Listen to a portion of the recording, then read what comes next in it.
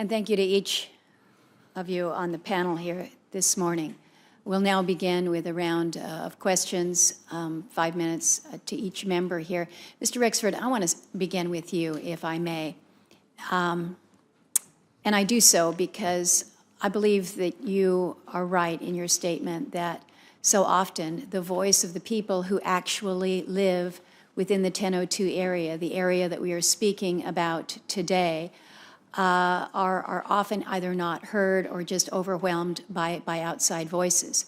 I think people are often surprised when they realize that there is a village within the 1002 area, that there are people who live there, that the community of Kaktovik you fly into and that there's an airstrip there, that you have a school for your children, you have a community hall, you have a store where I think most who go in are shocked and horrified by the prices, but that you live and work and raise your families within the 1002 area. And I think oftentimes, and I go back to the map that I showed initially, this is an area the size of the ANWR is an area the size of the state of California.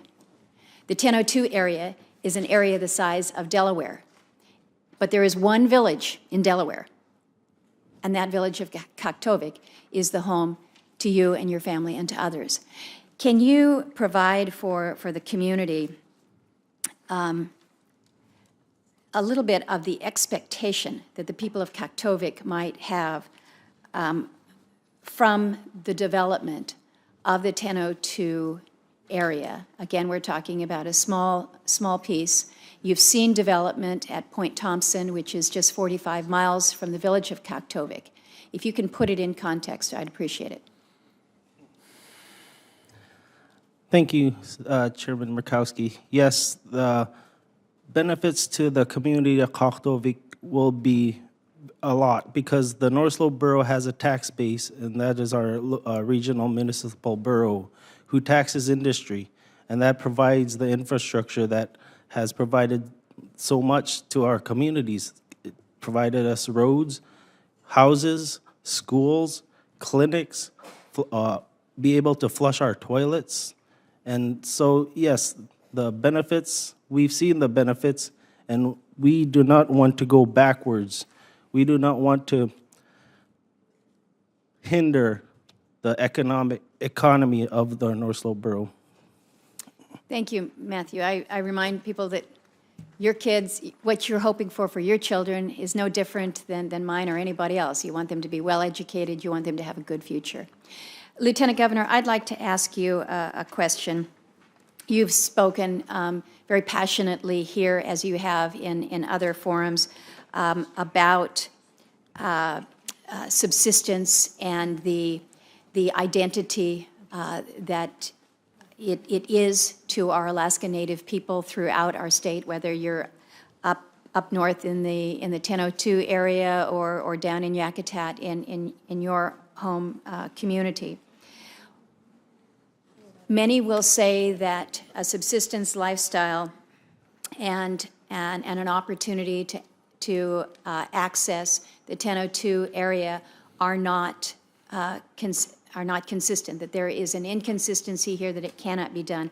Why do you believe that ANWR development within the 1002 area can occur without negatively impacting whether the porcupine caribou herd or the native subsistence way of life?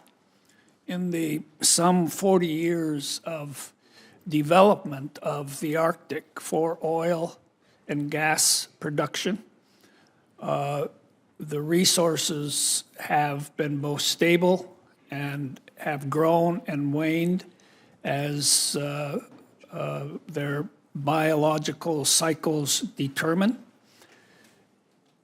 Particularly, the caribou resource has grown.